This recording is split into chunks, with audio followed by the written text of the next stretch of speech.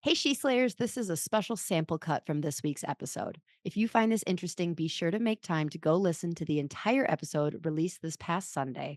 And please be sure to help a girl out and follow or subscribe to this podcast. Like, I Yes. have an employee that I didn't hire, like, does not report to me. And I'm like, this is weird. Like, it's Yes. easy to have like a lot of control issues over your own business when it's one or two, and then even five or six. But then we become our own bottlenecks because if that's uncomfortable to you, well, then you're not going to have 20 employees. Like, if you can't give up that process. It is. Even as you start to think about even the vision for your company. I think a lot of times people get bored. And I got trained early on from one of my coaches that when you start to get bored, sometimes it means your vision isn't big enough. Like you decided that this was fine. Like you got the dream job, the dream career, you started the dream business, you hit the revenue goal that you wanted to hit, and you're like, okay, this is it. And you start to get bored and you start to get itchy. And it's like, well, what else is there? There's coaches who can help you explore. I do exercise with my clients called the ideal day, where I tell them you need to break out of the box of your own thinking and let's go pie in the sky at whatever date. Normally I like to do somewhere between 2 and 10 years. What if we woke up on that day? What does your ideal day look like? And I mean everything from the moment you wake up in the morning, like in your eyes open, are you by yourself? Are you with someone? What did you eat? What's the first thing you did till going to bed again? What does that day look like? What does your company look like? What does your life look like? Your family?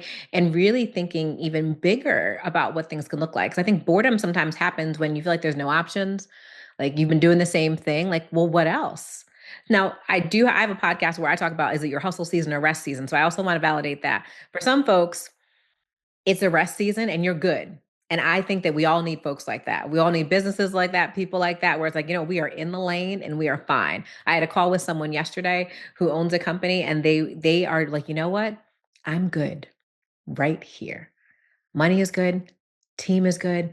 I'm going to rock this out until I close it. And that's perfectly fine. So if that's where you are, then good. Keep on doing that. But if you are itching, then it's like, okay, well, what else? How could we open your brain a little bit more?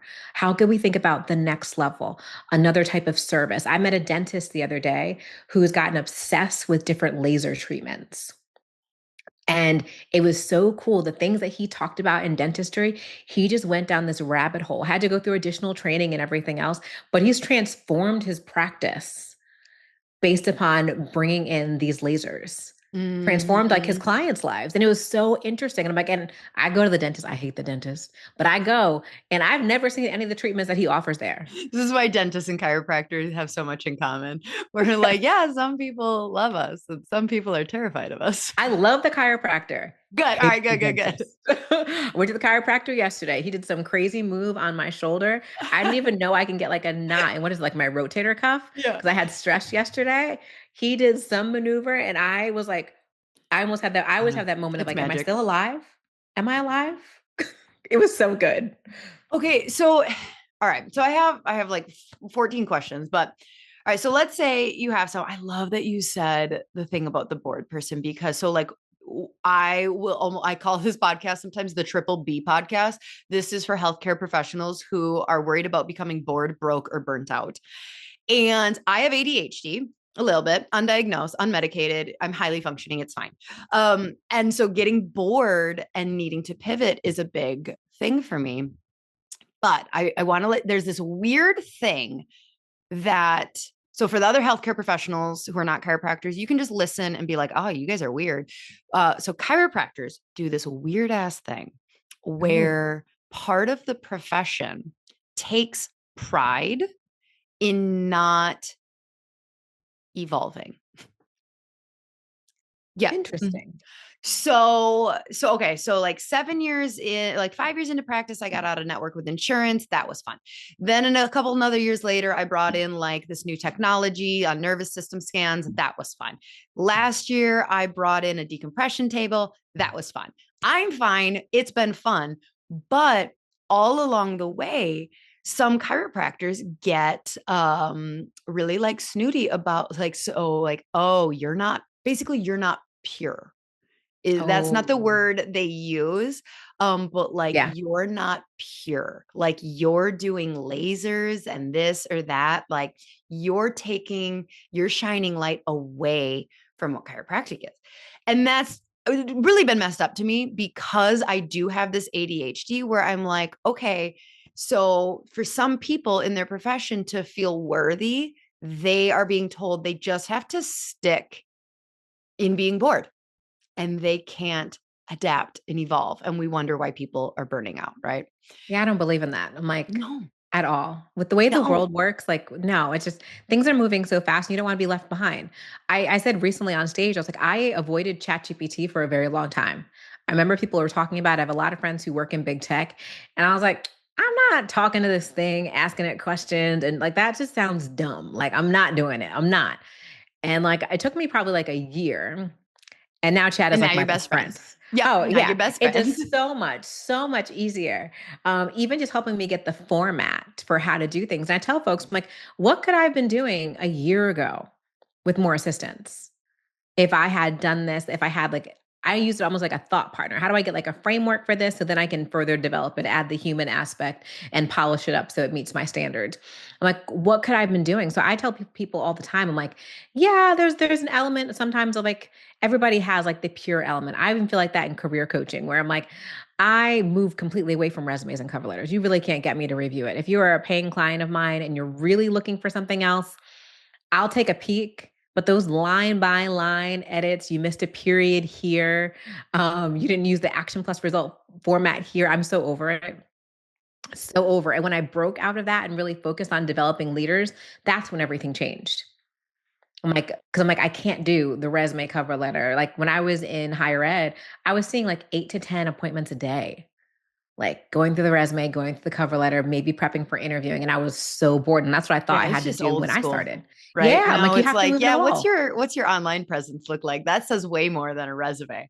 Basically, there's TikTok career coaches now, like Yeah. who not even had like a full-time job yet, and they're helping people like land jobs. And like it's crazy. Like you have to evolve. This Like is there's so many wild. different It is things. wild out there. Yes. Okay, so I want to go back to you talked about like, is this a hustle season or is this a rest season? Mhm. And so, like, I want to kind of combine that with being a couple years into your career and feeling itchy about like what the next move is. So, like, I feel like, when you start a business, you're in hustle mode. Like, you need to be, that's important. That's how you get a, you know, and I feel like we've really talked too much shit about hustle culture. Like, Yeah. ew, like it's like you're doing it wrong if you're hustling, like, oh, you're trying hard. And it's like, yeah, trying to start a business. Like, we would never Yeah. like to a brand new parent of like, oh, you're like 100% focused on keeping this baby alive. Ew. Like, you should have work-life balance. Like, you're not focusing it. So you have your hustle stage, and that lasts. I always tell people like, ride that energy as long as you Oh possibly can. yeah. Oh my God, don't let up. If you are still feeling like you are loving the hustle and like you are knocking on doors and doing screenings 4 years in, fucking go. Just keep Yes. going. Run. Like, go. Just sprint as long as you can. So, for whatever, maybe it kind of wears off a year and a half, maybe it's 5.5 years off. Wherever people are, they're coming out of their hustle season. Like, one, it's okay to rest. All right. So Yes. let's say, so yeah, blah, blah, blah, they're resting. Let's say they've rested for a little bit. It's going to be different for everyone. They're starting to feel guilty, itchy. They don't know. They don't know. Like, maybe like, how do you help someone figure out like, it's okay for you? You're still resting and that's okay.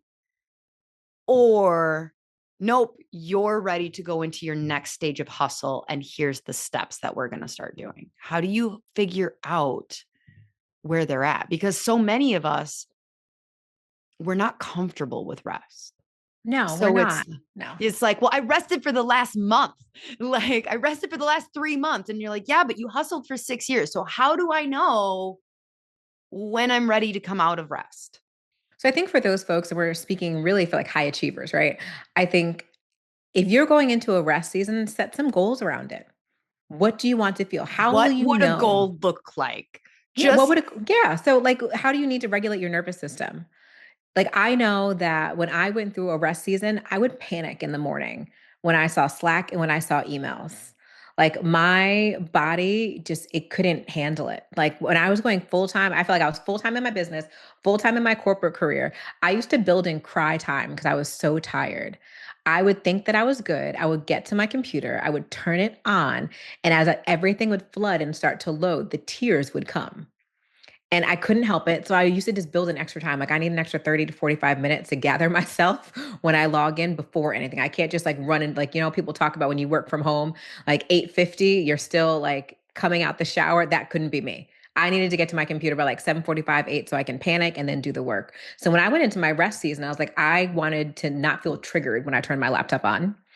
I wanted to have a sense of calm. I wanted to have a meditation practice to calm myself. I wanted to also get a life. That was a big thing. I wanted to have a hobby outside of building my business that I enjoyed and I could go to. So I kind of put some parameters around like, okay, this is what it looks like when I have a hobby. This is what it looks like when I do other things. I wanted to build a schedule. And when I felt like I had that, I was like, okay, now I can transition. I think the same way we have that itch because we want to do something different. If you have the itch and the creativity to go back to work and kind of go into a hustle season, that's your signal to kind of pick back up. One of my girlfriends just did an 8 month sabbatical, and that's how she knew that it was time because like the ideas started flowing again. And it was like, ooh, like, and she wanted to execute. And Hmm. that's the sign that it's ready to pick back up again. Because when you're still burnt out and you're still tired, those ideas happen and you panic because you don't want to execute them. Or you get tired and feel like you need to take a nap just by the mere thought of an idea that you have to implement with your team. But that new energy, when you're rested, you're gonna be like, ooh, like I'm excited to put this plan together. I'm excited to deliver this new service. I'm excited to hire this person. It's a completely different energy, I feel like, that you tap into. Shit. Yeah. Yeah. No, I know exactly what you mean. You are okay waking up an hour earlier to work on it. You're Yeah. okay working, yeah, at night because you're passionate and excited.